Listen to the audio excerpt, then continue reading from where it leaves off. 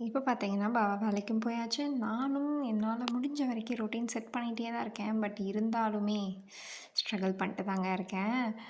நீங்க பார்த்துட்ருக்கீங்க, நம்ம ப்ரௌனி எப்பவும் என் பின்னாடி தான் சுத்துவான். லியோவும் சின்ன வயசுல இப்படி தான் இருந்தான். ஆனா, இப்ப அவன் அவன் பாட்டுக்கு சுத்திட்டுருக்கான். இவன் சின்ன பையனா இருக்கங்காட்டி என் பின்னாடி சுத்திட்டுருக்கான்னு நெனைக்கிறேன். எல்லா ரூம்லயும் நான் எங்கெல்லாம் வேலை செய்றேனோ, அங்கெல்லாம் இருப்பான். நீங்க பார்த்தாலே தெரியும். அதான் பண்ணிட்டுருக்கான் சேட்ட புடிச்சவன். ஃப்ரெஷ்அப் ஆயிட்டு நல்லா ஒரு நல்ல நேரம் பார்த்து சாமியும் கும்பிட்டு, ஹாப்பியா போயிட்டு ராகி கூழ் வச்சா எனக்கு ரொம்ப பிடிக்கும். அத வந்து வச்சு குடிச்சிட்டு, இப்போ என்னோட ஈவ்னிங் ஃப்ரீயா ரொம்ப ரிலாக்ஸா இருக்கப்போது. எனக்கு எந்த ஒரு வேலையுமே கிடையாது. எல்லாமே எப்பவோ முடிஞ்சிருச்சு.